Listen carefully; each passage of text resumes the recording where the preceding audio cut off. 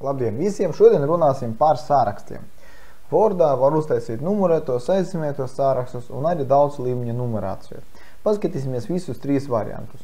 Ja mēs pirms izveidot sārakstus, no sākuma mums ir jāsaraksta faktiski rinkopas ar dažādiem vārdiem. Šajā gadījumā es izvēlējos izmantot mēnešus. Tad redz, kur mēneši, tad katra rindiņa atdalīta ar rinkopas zīmi. Tad man jāatlasa visas šīs rindas un jāizvēlas kāds no numerācijas veidiem. Aizzīmēta numerācija nozīmē, ka šeit numura vietā iet kaut kāds simbols vai kaut kāds ķeksīts. Kā piemēram šīs. Protams, šīs aizzīmētos numerācijas, aizzīmēta numerācija, jūs varat arī definēt savu stilu, piespiežot Define New Bullet un izvēloties attiecīgu vai nu simbolu, kas rādīsies vai nu kaut kādu zīmējumu. Tikpat labi tas var būt arī zīmējums. Šajā gadījumā mēs paskatīsimies simbolus, tad atveras simbolu tabula, kur jūs varat izvēlēties vajadzīgo simbolu. Šajā gadījumā pieņemsim šādu te ielikšu, bultiņu pa labi. Izvēlamies OK. Un šeit mēs varam redzēt, kā tas izskatās mūsu dokumentā. Protams, vēl es varu izmantot dažādu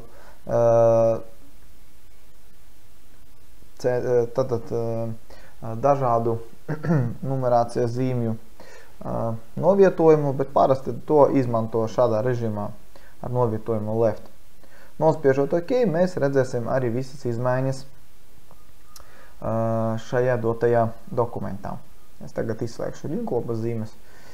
Mēs tagad redzam, kā rādās. Ja runājot par numerāciju, tad tas ir faktiski tieši līdzīgs veids, ka mēs atlasam vajadzīgās rinkopas un izvēlamies kādu no piedāvātiem numerācijas veidiem, vai arī atkal varam definēt arī savu. Ja mēs gribam definēt savu, mums ir jāizvēlās Define New Number Format, un tad jāizvēlās kādā stilā tiks numerācija, te var izvēlēties no piedāvātiem variantiem, kā redzat. Un, protams, arī mēs šeit varam ielikt papildus simbolus, kas iet aiz tās numerācijas. Spēlēkajā joslā rādās numerācija, kas mainīsies, savukārt tajā baltajā rādīsies to, ko mēs varam pielikt, piemēram, nevis punktu, bet iekava un punkts. Tad mēs redzēsim šādu te numerācijas veidu, ka 1., 2., 3. tie ir mainīgie, un savukārt tas, kas ir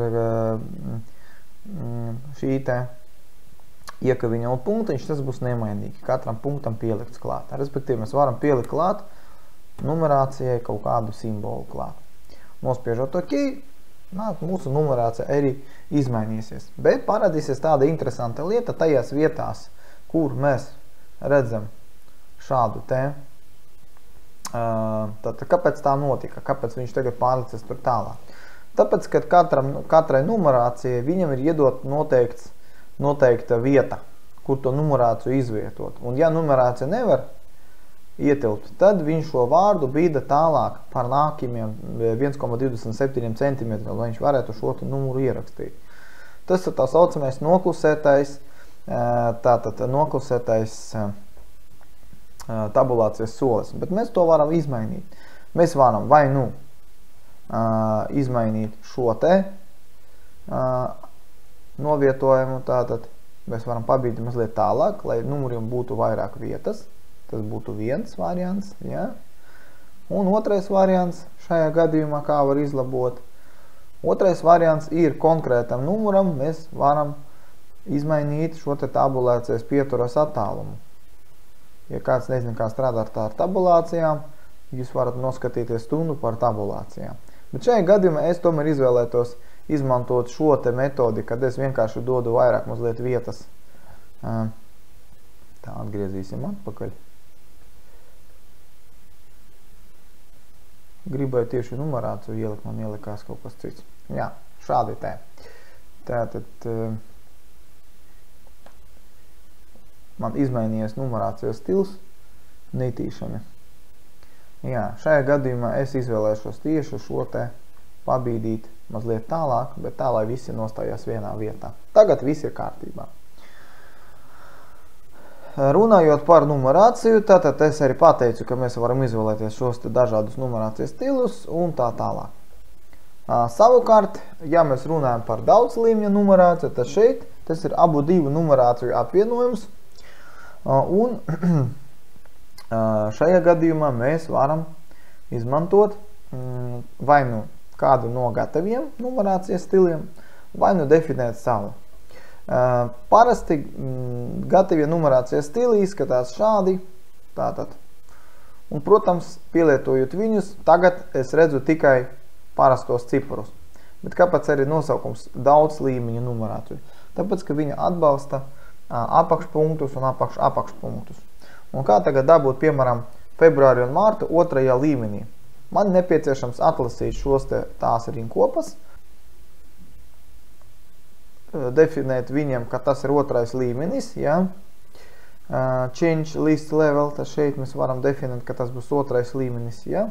Tas ir viens variants, un otrais variants, protams, daudz vienkāršāks. Vienkārši, tad, kad ir visam sarakstam uzlikta daudz līmeņa numerācija, mēs atlasītiem rinkopam varam iestatīt šādu te atkāpi, kreiso atkāpi, nospiežot šo te podziņu vai nospiežot tabu. Šādi te, vai es piespiežu tabu taustiņu, nu būs tieši tas pats. Un nu tagad man sanāk, ka es izvēlētās rinkopas varu pārbīdīt un pārlikt otrajā un varbūt pat trešajā līmenī. Tikai atlasīt rinkopas, neizmirstiet. Redziet. Pirmais līmenis, tad, kad ir viens cipars, otrais līmenis, kad ir divi cipari, un trešais līmenis, kad cipari ir 3. Tad nākošais, kā var rediģēt daudz līmeņa numerāciju, kā var mainīt. Daudz līmeņa numerāciju var mainīt, piespiežot atkal šo pašu daudz līmeņa pogu un uzspiežot Define New Multilevel List. Izvēlamies šo, un tad mēs redzēsim 9 līmeņus. 9, tad iedomājieties, ka var numurēt līdz 9 zīmēm. Protams, tik daudz neviens nekad neizmanto, parasti 3, maksimums 4 varbūt. Vairāk jau noteikti parasti nevajag. Un kā var definēt? Katram numerācijas stilam mēs varam redzēt numura formatēšanu, jā, tad iet PLK, atkal PLK daļā tiek rakstīta tā vērtība, kas mainīsies, tad faktiski tas numerācija, jā, number style, jā. Un tas nozīmē, ka mēs šeit varam izvēlēties atkal numerācijas stilu. Un pēc tam seko kāds nemainīgs simbols. Tad, kad mēs ejam uz otru līmeni, tad mēs redzam, ka mums ir jau 2 cipari. Un ko tas nozīmē, tie 2 cipari? Tas nozīmē to, ka otrajā līmenī es varu no sākuma pielikt klāt numerāciju no pirmā līmeņa, šajā gadījumā include level, jā, tas nozīmē iekļaut no pirmā līmeņa, jo 1, 1, 1, tas nozīmē, ka viņam tā 1 iet no pirmā līmeņa. Tas radīsies pirmā līmeņa numurs, tad es varu ielikt punktu, un tad ielikt formatēšanu šīm te, piemēram, atkal 1. Un atkal pieliekot punktiņu, mēs redzam 1, 1. Šajā gadījumā man izveidosies tātad pirmais cipars veidosies automātiski no pirmā līmeņa, otrais cipars veidosies no šī noformēšanas stila, kas mums šeit tagad ir.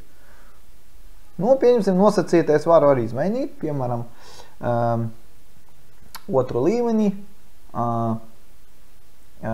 vispār nekādā veidā neiekļaut otrajā līmenī numerāciju no pirmā, bet paņemt tieši vienkārši ielikt neatkarīgu numerāciju, vienkārši ABC.